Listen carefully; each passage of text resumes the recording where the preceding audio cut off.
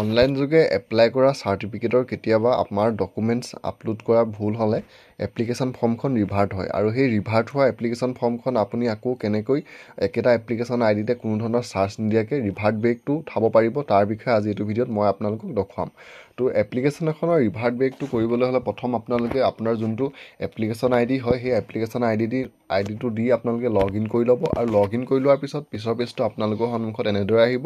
তো মই দুদিনমান আগতে PRC এখনৰ কাৰণে আবেদন কৰিছিলোঁ আৰু PRCখনত মোৰ গাঁওবুঢ়াৰ যোনখন কাগজ হয় সেই কাগজখন দিবলৈ থাকি গ'ল। তো তেওঁলোকে সেইটো কাৰণে মোৰ PRCখন ৰিভাৰ্ট কৰি দিলে আৰু ৰিভাৰ্ট বেকটো উঠাবলৈ এতিয়া মই কি কৰিম, প্ৰথম যোনটো মোৰ অনলাইন এপ্লাই কৰাৰ সময়ত মই এপ্লিকেশ্যন আইডি পাইছিলোঁ সেই আইডিটো লৈ ল'ম আৰু আইডিটো লৈ ইয়াত যোনটো গেট ষ্টেটাছৰ অপশ্যন আছে মই ইয়াত যাম আৰু ইয়াত গৈ ইয়াত যোনটো চেক ই ফৰ্মৰ ষ্টেটাছ বুলি আহিছে ইয়াতে মই ক্লিক কৰিম আৰু ইয়াত ক্লিক কৰাৰ লগে লগে পিছৰ পেজটো আপোনালোকৰ সন্মুখত এনেদৰে আহিব। তো ইয়াত আপোনাৰ এপ্লিকেশ্যন আইডিটো দি প্ৰথম লগ ইন কৰি ল'ব আৰু লগ ইন কৰি লোৱাৰ পিছত ইয়াত যোনটো ট্ৰেক এনক্ল'জমেণ্ট নাম্বাৰ বুলি আহিছে ইয়াত আপোনাৰ যোনটো ৰিভাৰ্ট হোৱা এপ্লিকেশ্যন ফৰ্মখনৰ এপ্লিকেশ্যন নাম্বাৰটো আছে সেই এপ্লিকেশ্যন নাম্বাৰটো ইয়াত দিব লাগিব। তো মই মোৰ এপ্লিকেশ্যন নাম্বাৰটো ইয়াত দি চাৰ্চত ক্লিক কৰিম আৰু চাৰ্চত ক্লিক কৰাৰ লগে লগে পিছৰ পেজটো এনেদৰে আহিছে পাৰ্মানেণ্ট ৰেচিডেণ্ট চাৰ্টিফিকেট আৰু ৰিমাৰ্কটো দিছে তেওঁলোকে আপলোড গাঁও প্ৰধান ৰিপৰ্ট এণ্ড HS এডমিট। তো মোৰ HS এডমিট আৰু গাঁও প্ৰধানৰ ৰিপৰ্টটো দিবলৈ থাকি গ'ল কাৰণে আহিছে। কেতিয়াবা নেটৰ অসুবিধা হ'লেও আপোনালোকৰ ডকুমেণ্ট ছাবমিট কৰিলেও কেতিয়াবা এনেদৰে ৰিভাৰ্ট বেক দুই এখন এপ্লিকেশ্যন হয়,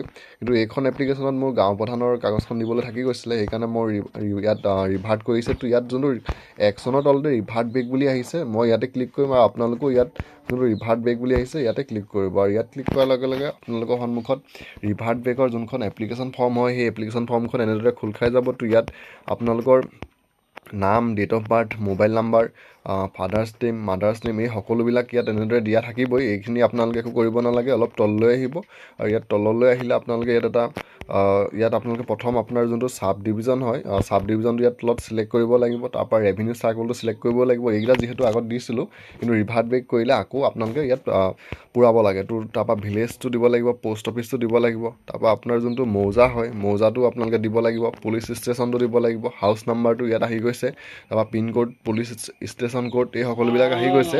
তো মোৰ এতিয়া ইয়াত যিহেতু মোৰ ডকুমেণ্টছৰ কাৰণে এপ্লিকেশ্যন ফৰ্মখন ৰিভাৰ্ট হৈছিলে সেইকাৰণে ইয়াত এতিয়া মই তললৈ যাম। তললৈ গৈ এই ডিটেইলছখিনি দিয়াৰ পিছত ইয়াত আপোনালোকে য'ত গাঁও প্ৰধানৰ কাগজখন আপলোড কৰিব লাগে তাত ইয়ালৈ এতিয়া আমি যাব লাগিব। তো এইখিনি ডকুমেণ্ট চাই পানি অলপ তললৈ আহিম, পাছপৰ্ট ফটো, ইয়াত খাজনাৰ ৰচিদ, এই বাকী গোটেই ডিটেইলছখিনি ঠিকেই আছে। তো ইয়াত অলপ তললৈ আহিম, তললৈ আহি ইয়াত যোনটো এনি আদাৰ ডকুমেণ্টছ বুলি এটা আছে ইয়াত HSLC certificate and admit card বুলি আহিছে। ইয়াত মই অকল এডমিট কাৰ্ডটো এপ্লাই কৰিছিলোঁ, HSLC চাৰ্টিফিকেটখন আপলোড কৰা নাই হ'লে ষ্টুডেণ্টজনৰ, তো সেইকাৰণে ইয়াত ৰিভাৰ্ট হৈছিলে। তো ইয়াত মই আকৌ PDF বনাই HSLC চাৰ্টিফিকেট আৰু এডমিট দুইটা আপলোড কৰিব লাগিব। তো ইয়াত মই আপলোড কৰি লৈছোঁ। তাৰপিছত ইয়াত অলপ তললৈ আহিলে ইয়াত এটা অপশ্যন আছে আপলোড এপ্লিকেশ্যন ফৰ্ম আৰু আপলোড এপ্লিকেশ্যন ফৰ্মৰ লগতে মই গাঁওবুঢ়া কাগজখন যিহেতু ছাবমিট কৰা নাছিলোঁ এই গাঁওবুঢ়া কাগজখনো ইয়াত মই আপলোড কৰিব লাগিব। তো দুইখন ফৰ্ম আৰু লগত PDFটো মই